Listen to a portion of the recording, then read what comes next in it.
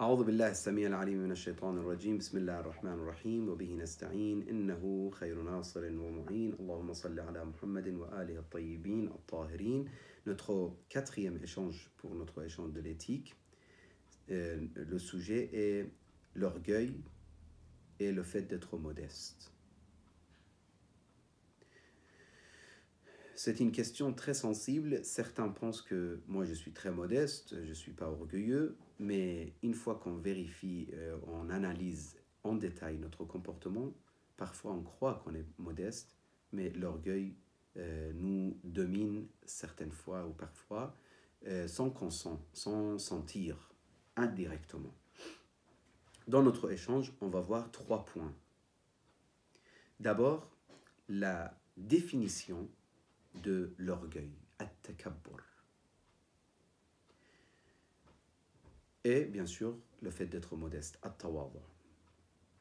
Deuxième point, nous allons voir aussi quelques manifestations de l'orgueil et de modestie. Comment il se manifeste, celui qui est orgueilleux? Comment ça se manifeste l'orgueil sur cette personne? Et troisième partie, nous allons voir les remèdes et les solutions pour se débarrasser de ce problème qui est très très dangereux pour l'homme. Nous avons vu ensemble la dernière fois la question de ujb, de se croire quelque chose ou se contenter de soi, etc. et les conséquences négatives de cela. Maintenant, at-takabbur. At-takabbur, la définition c'est an yu'jab al-insanu bi nafsihi. Que ce soit à cause de sifa ou amal qama bihi. Donc le fait d'être satisfait, fier et se croire quelque chose à cause de telle qualité ou tel acte qu'on a effectué. Et juste après, et puis ils se sont considérés au-dessus des autres. Parce que des fois, on fait des bons actes, on est content. Ce n'est pas forcément takabbur. Mais takabbur, c'est dès qu'on se croit finalement supérieur aux autres. Là, c'est le grand problème commence.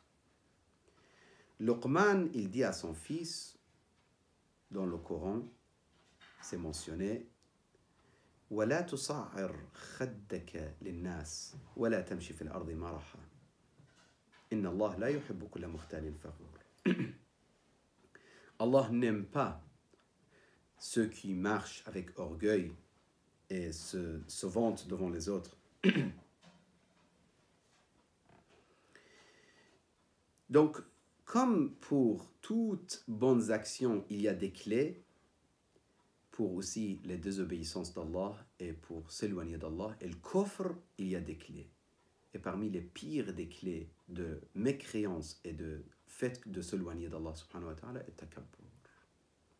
Il y a énormément de choses à dire, mais je vais me baser sur notre cours, notre échange, mais réfléchissez, la plupart des gens qui ont été chassés de la miséricorde divine et qui ont tout perdu, c'est à cause de kibriya et takabbur. Par exemple, on commence avec Iblis, Satan. فسجد الملائكة كلهم أجمعون إلا إبليس استكبر وكان من الكافرين. C'est l'orgueil. Iblis, il savait que Dieu est le créateur. Iblis savait beaucoup de choses. C'était un savant, c'était un adorateur pendant des milliers d'années. Mais istakbara, il n'a pas supporté. L'ordre d'Allah, il n'a pas supporté. Il a dit, je fais autre chose. Allah dit, non, tu fais ce que je t'ai ordonné. Je t'ai ordonné. L'orgueil vous empêche d'apprendre.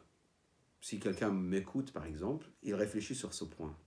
Pourquoi beaucoup de gens, ils n'arrivent pas à découvrir Ahl al-Bayt et connaître Ahl al-Bayt? La plupart, c'est l'orgueil. Ils ne peuvent pas. Ils disent, mais c'est pas possible.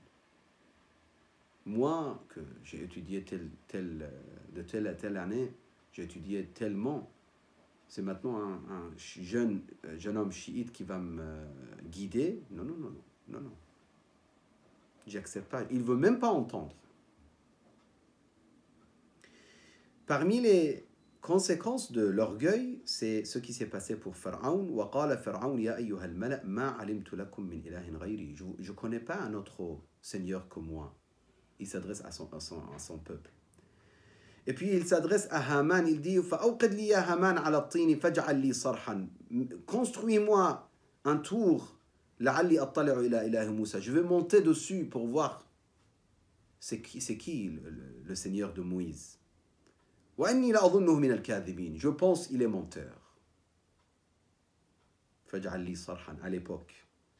Aujourd'hui, on va voir la lune, on va dans l'espace, et il y a des gens, toujours, ils rejettent l'idée de l'existence de Dieu, subhanahu wa ta'ala.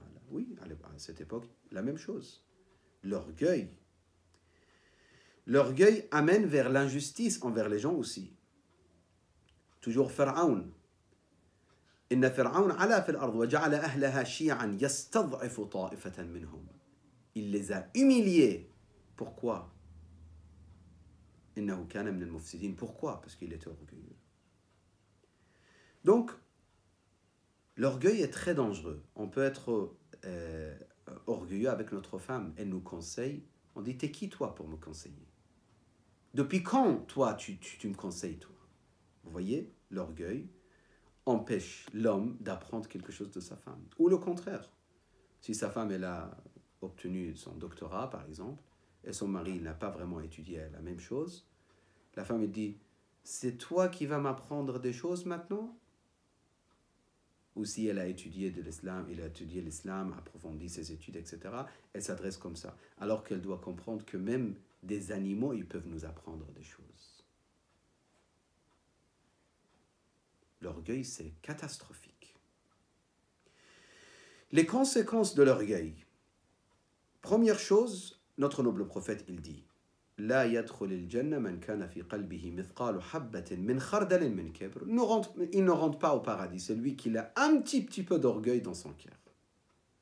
Imam al-Sadiq, il dit, إن في جهنم لواديا للمتكبرين. Il y a des vallées en enfer pour les hommes orgueilleux, appelés Saqar.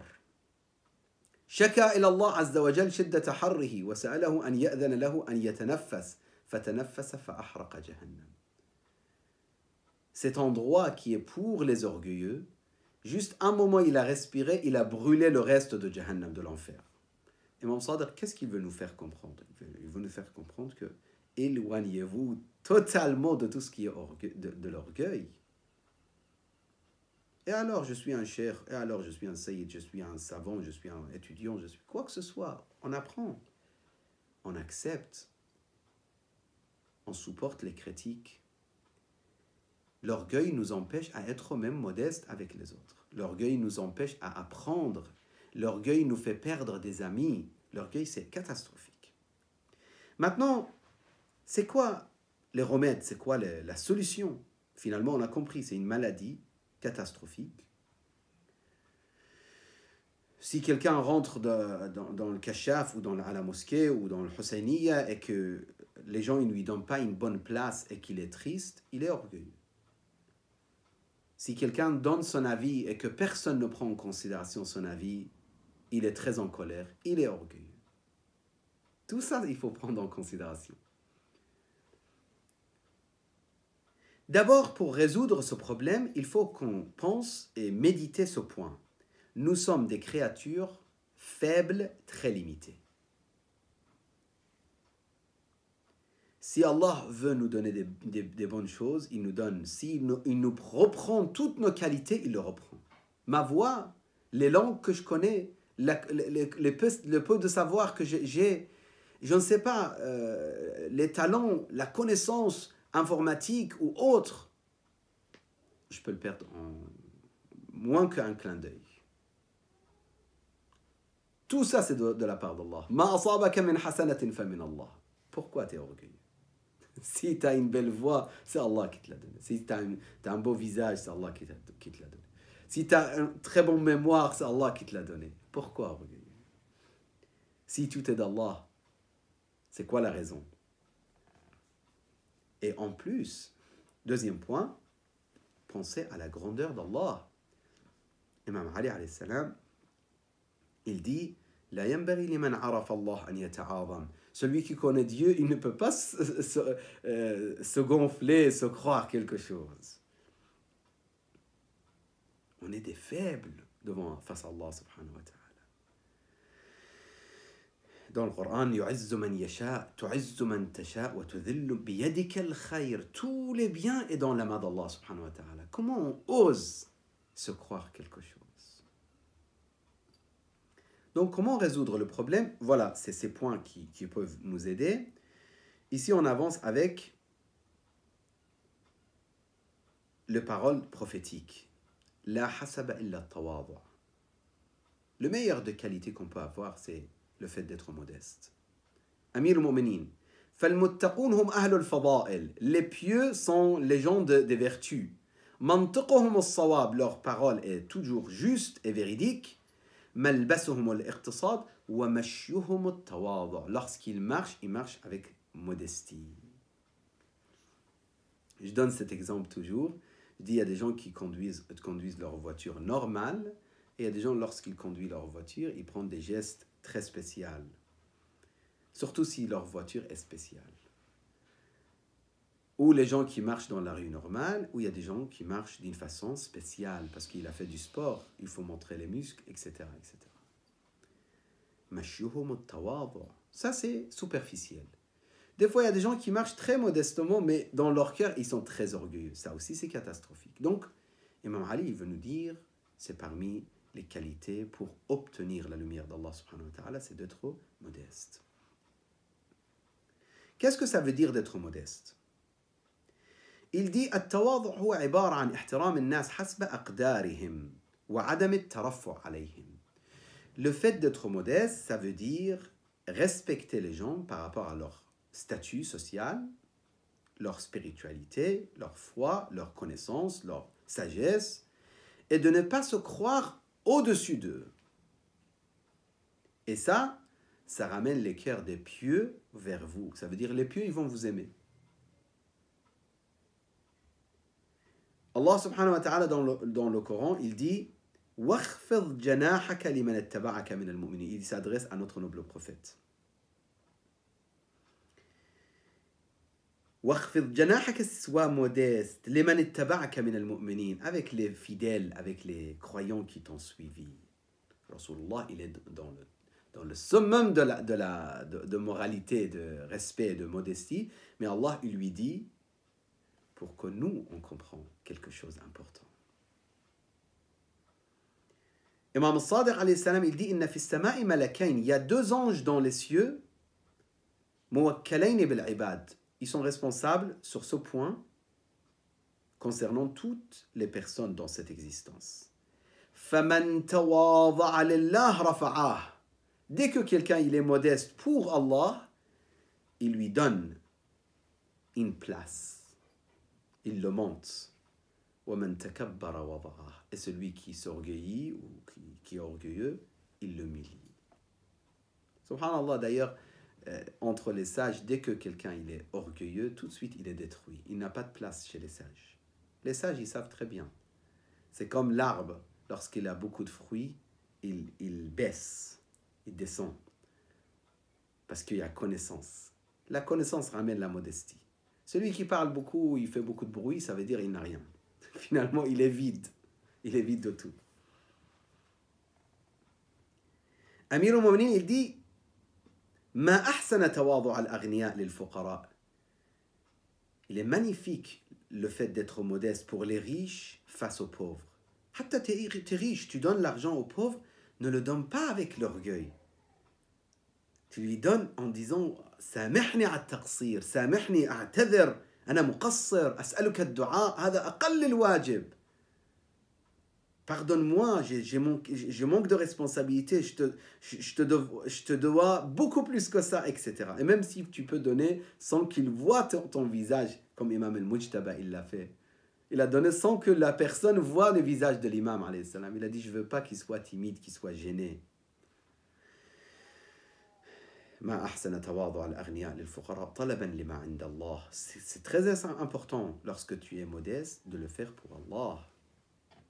Imam Sadiq alayhi salam, il dit من التواضع أن ترضى بالمجلس دون المجلس. Tu rentres dans une Husayniya, dans une mosquée, par quelque part, il y a une place vide, tu t'assois. Pourquoi tu cherches absolument la place là-bas avec les personnes importantes, etc. Même je vous conseille de changer votre place dans les mosquées où vous allez. N'essayez pas toujours à vous asseoir dans une place spéciale. Changez. Des fois, asseyez-vous avec les jeunes, des fois, asseyez-vous avec les vieux, des fois, asseyez-vous, etc. etc. Tusallim ala man talqa. Saluez au début. Soyez le premier pour saluer.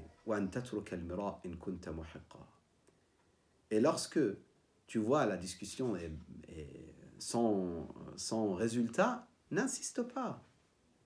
Ce n'est pas absolument important de dire finalement c'est mes propos sont la vérité. Ce que j'ai dit, c'est absolument la vérité qui doit être imposée. Non. وَلَا تُحِبْ أَن تُحْمَدْ عَلَى التَّقْوَى. Et ne cherche pas à être remercié pour la piété que tu as effectuée. Un point très important à réfléchir, à analyser. C'est quoi le juste au milieu, al-i'tidal, par rapport à la question d'être modeste ou modestie. Il y a des gens, pour être modestes, ils se mettent dans une situation de humiliation. C'est pas bon. Et il y a d'autres, non. Ils ont peur de l'humiliation, donc ils sont même pas modestes. Il dit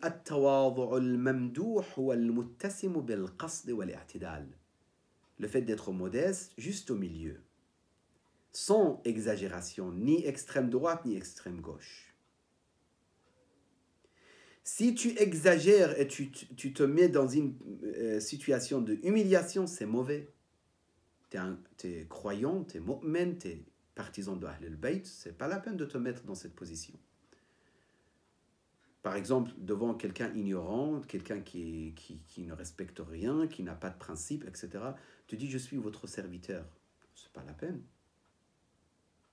Tu es le serviteur des grands personnages, même s'ils ne sont pas riches, des grands savants, des personnes mu'min, des personnes serviteurs de Ahl al-Bayt, etc. Tu ne peux pas dire à quelqu'un qui a la bouteille de quelque chose haram dans ses mains « je suis à votre service, je suis ton serviteur ». Non, ce n'est pas la modestie, ça. C'est humiliation. Ou tu vois un riche, tu dis je suis à votre service, qu'est-ce que vous avez besoin, je suis à votre disponibilité. En plus, c'est un riche qui n'a aucune connaissance, qui n'a pas de sagesse, qui n'a pas rien, juste d'argent. C'est pire qui peut exister, non. Au contraire, les riches qui n'ont pas de croyance et qui ne sont pas dans le chemin de Ahl al-Bayt, ils n'ont pas à être respectés par toi spécialement, non, normal. Donc, ni orgueilleux, ni humiliation. C'est entre les deux. Chacun, il aura ce qu'il doit avoir. Ça, c'est très important. Notre cours, notre échange, ce n'est pas décider d'approfondir énormément. Ce paragraphe est 4 lignes, mais ça mérite d'être réfléchi, analysé pendant des heures et des heures. C'est quoi vraiment juste au milieu? Comment Ahl al-Bayt ils étaient dans leur vie? Et on termine avec ce point. Ahl al-Bayt alayhimus salam, il y a énormément de récits et de hadiths sur la façon et le comportement de Ahl al-Bayt alayhimus salam, comment ils étaient modestes. Je traduis rapidement quelques phrases. Rasulullah était très très modeste dans la société. Il s'assoit où il y avait la place, lorsqu'il entrait quelque part. À la maison, il aidait la famille. Et il préparait, des fois, il aidait même dans la cuisine ou dans d'autres choses. Il réparait ses chemises, il réparait ses chaussures. Il s'occupait lui-même de lui-même. Il portait ses affaires de marché à la maison. Il s'assied avec les pauvres et il mangeait avec les misérables. C'est une réalité mentionnée dans les hadiths, dans les récits. C'est incroyable la modestie de notre noble prophète sallallahu alayhi wa sallam. Lorsque quelqu'un lui parlait, il tournait jamais le visage. Si quelqu'un il lui serrait la main, il enlevait jamais lui d'abord la main. Il laissait la main dans la main de l'autre, jusqu'à ce que l'autre il retire sa main. Il s'assoit avec quelqu'un, il le quitte jamais, jusqu'à ce que la personne il termine. Lorsqu'il rencontrait quelqu'un, c'est lui qui dit salam alaykum d'abord. Nous, on trouve ça, c'est difficile des fois. On rentre, on attend. Je suis âgé, j'ai 40 ans, j'ai 50 ans. C'est lui, le jeune homme, qui doit venir me dire salam. Non, non. C'est vrai, les jeunes hommes, ils doivent courir, saluer les plus vieux. Mais s'ils ne l'ont pas fait, yubadi'u ashabahu bil musafaha, c'est lui d'abord qui serrait la main de ses compagnons. Des fois, il mettait un vêtement sous leurs pieds. Des fois, il leur donnait le wisada, etc., etc. Abu Dharr al-Ghafari, il dit, Rasulullah, il se mettait entre nous, et quelqu'un d'étranger, lorsqu'il rentrait, il ne pouvait pas savoir qui est Rasulullah parmi nous. Tellement il était un de nous, parmi nous, comme nous. Jusqu'à ce qu'on a demandé au prophète de construire quelque chose avec l'argile pour qu'il s'assoie dessus, pour qu'il soit un petit peu, pour distinguer en fait finalement le prophète avec les autres. Le prophète un jour avec ses compagnons, ça c'est des riwayats que je suis en train de vous dire. Et dans le livre que vous a envoyé notre cher frère Haj Jamal, vous pouvez retrouver les hadiths. Tous les hadiths, les adresses sont données. Kana fi safarin fa amara bi islah ash-shat, ils ont commencé à préparer le repas. فقال الرجل, un des hommes, il a dit ya Rasulallah, alayya, il prépare dhabhaha, wa qala akhar alayya salkhuha, je prépare la viande. L'autre, il dit moi je cuisine, et Rasulallah il a dit moi je ramène les bois, je réunis les bois. Ils ont dit non, toi c'est pas la peine. Il a dit non. فإن الله يكره من عبده أن يراه متميزا بين أصحابه. Allah n'aime pas voir son serviteur et il se distingue avec les autres compagnons. Non. فقام فجمع الحطب. سلام الله عليك يا رسول الله.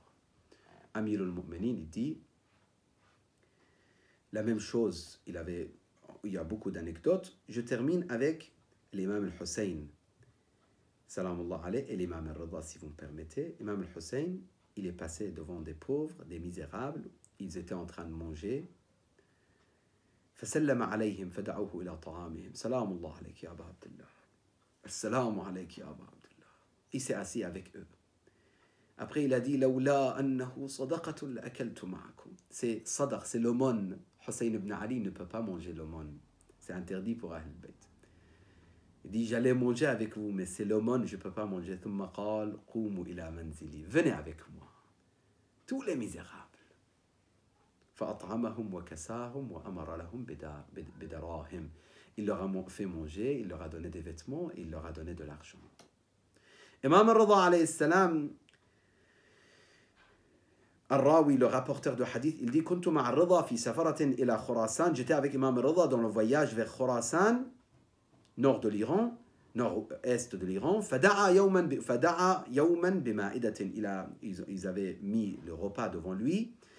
Et il a réuni les gens de différentes cultures. Surtout, il y avait des gens avec la peau noire. À l'époque, les gens, ils le considéraient inférieur. Mais Ahl al-Bayt, ils n'ont jamais considéré ces gens-là inférieurs. Peau noire, peau blanche, c'est exactement la même chose. C'est la vision de Imam al-Rida alayhi salam.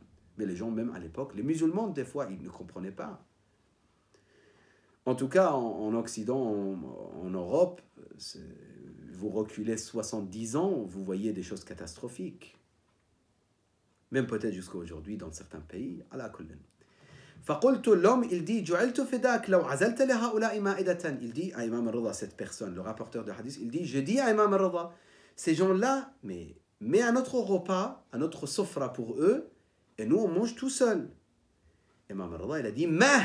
Mah, ça veut dire attention. Attention. C'est un peu plus fort qu'attention. Mah. Inna Rabba tabaraka wa ta'ala wahid. Le Seigneur est un. Wal ummu wahida. Et notre mère est une. Wal abu wahid. Notre père est Adam. Wal jaza'u bil a'mal. Et la récompense est avec l'action. Ne prononce jamais ce genre de phrase. Mah, ça veut dire ne le dis pas. Ne le dis jamais cette phrase. Et l'imam, il s'est assis avec eux et il a mangé avec eux. Je demande à Allah subhanahu wa ta'ala bihaqqi ahli al-bayt qui nous donne vraiment l'occasion d'être vraiment réellement modeste dans notre vie. Pas avec les phrases et avec les mots, mais appliquer d'être modeste réellement dans notre vie. بحق محمد وآله الطاهرين وصلى الله على سيدنا محمد وآله الطيبين الطاهرين. اللهم صل على محمد وآل محمد.